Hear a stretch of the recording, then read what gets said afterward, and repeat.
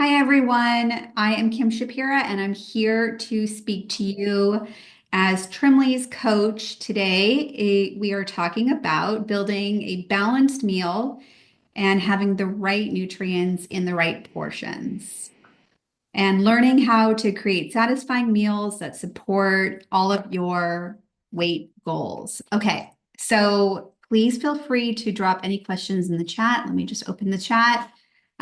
Balanced meal. So let's just talk about the things that I think are the most important thing to include in your diet, especially if you're taking any weight loss medications, which are limiting the amount of food you physically feel up to eating. And that would be a few things. The first would be omega 3s.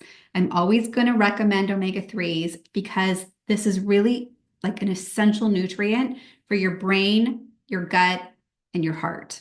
The next is fiber, which is also good for all those things, but more importantly, it pulls out cholesterol and dirty estrogen. So now we're talking about preventing certain diseases like heart disease and cancer. So omega 3s and fiber.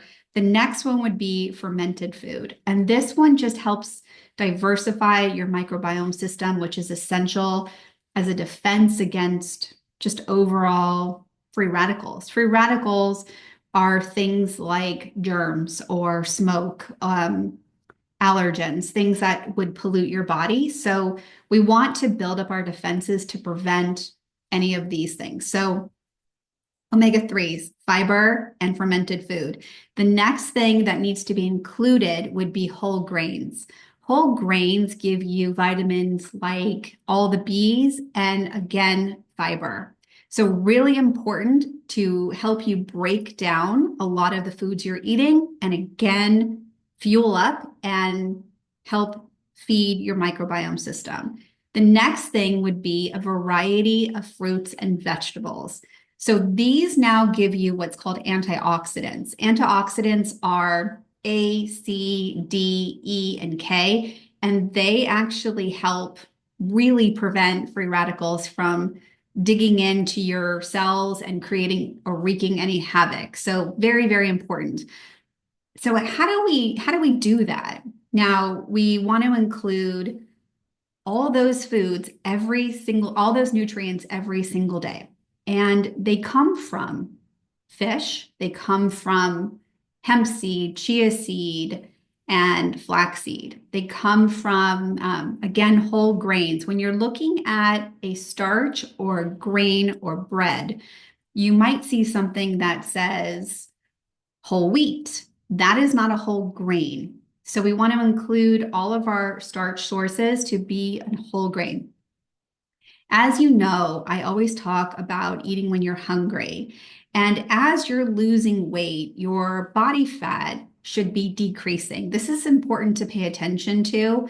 If you are using a scale, I hope it's a smart scale, and I hope that you're weighing yourself only on Thursdays, and I hope that you're paying attention to your body fat versus your muscle mass, which are more important than the actual weight at all. So we want to make sure that as we're losing weight, our body fat is going down. And as your body fat goes down, your actual appetite should increase, which is great. So when you are starting out, you may not be as hungry as you will be when you get to your goal weight. That's important to remember.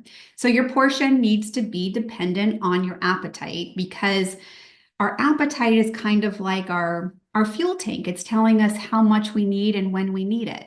And ideally, we want to be eating every 3 hours and we want to be paying attention to how much fuel we need right now and gaining trust that we're going to eat again as soon as our fuel tank tells us we need more food. Hopefully that makes sense. But please ask me any questions about that. Okay.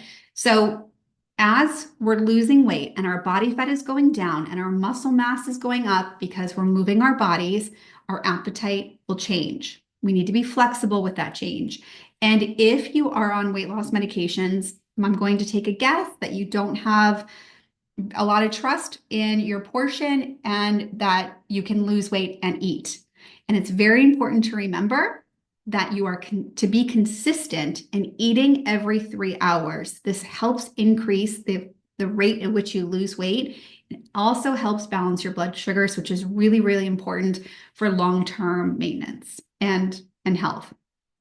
Okay, so if we're going to be eating every 3 hours and we're having small portions, now we want to include all of those foods in as many of our meals as we can.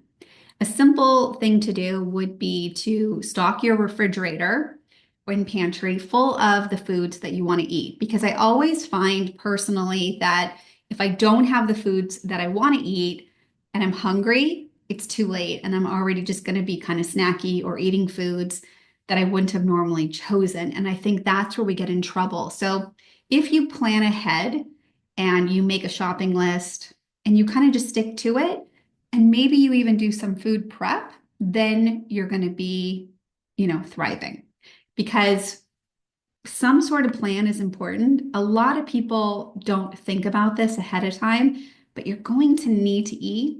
And so if you have a plan of what you're going to eat, you're very likely not going to overeat or eat the wrong things that you didn't plan on eating. Okay, I hope that helps. Okay, so it's important to pay attention to how hungry you are and incorporating a variety of foods. So a balanced meal would look like variety. It would look like a diverse type of food on every one of your plates. A problem that I see often is that people might make pasta. Now, pasta is not the problem. The problem is that they don't get satisfied from eating pasta alone, and so then they are overeating the pasta. But if you had pasta with turkey meatballs, let's say, or chicken breast or shrimp, and you added vegetables or had a side salad, and just creating that balanced plate of different food groups, you're actually increasing your satisfaction level. So adding variety to every one of your meals and having more than one food group at each meal is going to help you feel more satisfied and also help you diversify the nutrients you're getting inside of that meal. Okay, I hope that helps. I see the question about the salt in the fermented food. It's a good question. It leads me to think about, again, portion size, which is what this conversation is about. You only need a spoonful, maybe at each meal or once a day. You don't need cups of it. So I'm not super worried about the salt. Your body knows how to deal with the salt. So I would worry less about that and worry more about finding a way to get it in. Fermented food could be something like kimchi or sauerkraut. Like last night, we made turkey burgers and regular hamburgers, and we added sauerkraut and pickles to our hamburger. And that is great. We didn't have a lot of it, but we added it. Sometimes we have Mediterranean food and we add pickled cabbage, right? So finding a way to just incorporate it into your meal, and it doesn't have to be in large amounts. We're not looking for overdoing it. And this is something I would be very aware of. I always talk about not labeling food as good, bad, healthy, or unhealthy. What happens when we do label something as healthy? We then rationalize eating it when we're not hungry. So I see this a lot with fruit. People might say this is healthy, therefore, if I eat it and I'm not hungry, it shouldn't matter. Your body doesn't know the difference between good food and bad food. It takes in every single thing you're giving it. And if you're eating when you're not hungry, it stores it as fat and it causes a dysregulation in your metabolism. So it's really important to be mindful of hunger and to eat only as much as you need when you are hungry, trusting you're going to be able to eat again in about 3 hours. Okay. So, okay, hopefully that helped a lot of things. Let's see. Is there any questions you have about portion and creating balanced meals? I think the key takeaway for you here would be to have a diverse range of food at each one of your meals. So, for instance, in my family, we always have a fruit plate at dinner and in the afternoon.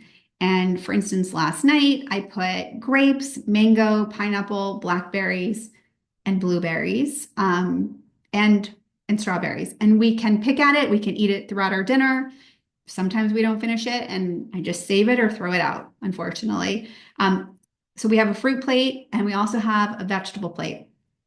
Generally, it's a raw vegetable plate, and it could be just cucumbers and carrots and celery, sometimes jicama, sometimes tomatoes. But we also have a salad or a steamed vegetable or a roasted vegetable.